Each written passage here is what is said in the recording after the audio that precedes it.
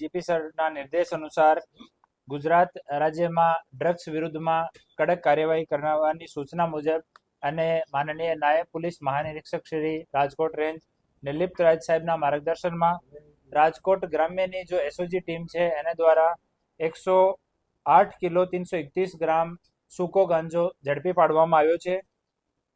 ગઈકાલે સાંજે 6:30 વાગ્યા અમારી એસઓજીની ટીમમાં કાર્યરત હેડ કોન્સ્ટેબલ વિજયભાઈ વેગડ અને કોન્સ્ટેબલ ચિરાગભાઈ કોઠીનાર આને સૂચના મળી કે એક ટ્રકમાં ગાંજાનો મોટો જથ્થો આવી રહ્યો છે બોટાદ બાજુથી।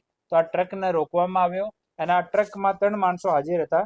કાદર શાહ ઉર્ફે કાદર બાપુ રહેવાસી કાલાવાડ જામનગર, નરેશ ઉર્ફે હરી રહેવાસી રાજપરા બોટાદ અને રાજુભાઈ ઈશ્વરભાઈ ચૌહાણ રહેવાસી રાજપરા બોટાદ। પછી ઉપરી અધિકારીઓને જાણ કરવામાં આવી, સરકારી પંચોને અને એફએસએલમાં બોલાવવામાં આવ્યા, સેમ્પલ ચેક કરવામાં આવ્યો અને ગાંજાની પુષ્ટિ થઈ। આ ગાંજો એ લોકો ઓડિશાથી લઈને આવ્યા હતા અને ઓડિશા લેવા માટે કાદર શાહ ઉર્ફે કાદર બાપુ અને નરેશભાઈ ઉર્ફે હરી એ બંને લોકો ગયા હતા। આ ગાડી જે છે આ નરેશભાઈના ભાઈની છે અને ઓડિશાથી લઈ એ સલ્ફર લઈને આવ્યા હતા અને વડોદરામાં સલ્ફર ખાલી કર્યો હતો અને સલ્ફરની બાજુમાં એ લોકો છુપાવીને આ ગાંજાનો જથ્થો લઈને આવ્યા હતા।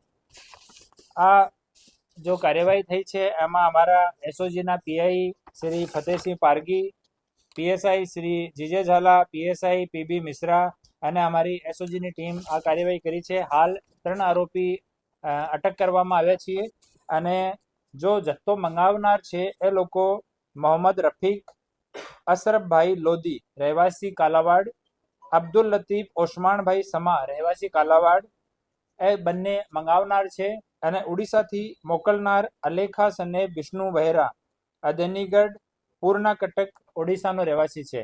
એ લોકો જે કાલાવાડના લોકો છે મોહમ્મદ રફીક અને અબ્દુલ લતીફ એ બંને ડાયરેક્ટ ત્યાં ઓડિશામાં કોન્ટેક્ટ કરતા હતા અને એ જ ઇન્સ્ટ્રક્શન આપતા હતા ગાડીના ડ્રાઈવરને કે તમારે અહીંયા જવાનું, અહીંયાથી સામાન લઈ આવવાનું। ઓર પોલીસથી બચવા માટે એ લોકો સુરત, વડોદરા, પછી વડોદરામાં ગાડી ખાલી કર્યા પછી ડાયરેક્ટ જામનગર નહીં જઈને બોટાદથી થઈને અને રૂરલ એરિયામાં જો નાની નાની સડકો છે એનો રૂટ એ લોકો લેતા હતા।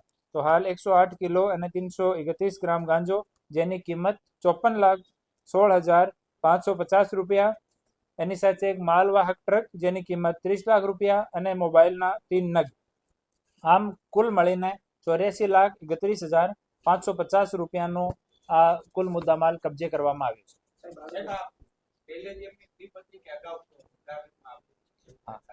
પૂછપરછમાં એ લોકો સ્વીકાર્યું છે કે ત્રીજી અને ચોથી વખત એ લોકો ત્યાંથી ગાંજો લઈને આવ્યા હતા, લેકિન આ ક્વોન્ટિટી નાની હતી। આ સૌથી મોટી ક્વોન્ટિટી આ જ રૂટમાં એ લોકો લઈને આવી રહ્યા હતા। જો પકડાય છે એનો ગુનાહિત ઇતિહાસ નથી, જો વોન્ટેડ આરોપીઓ છે એના ગુનાહિત ઇતિહાસની અમે લોકો તપાસ કરી રહ્યા છીએ।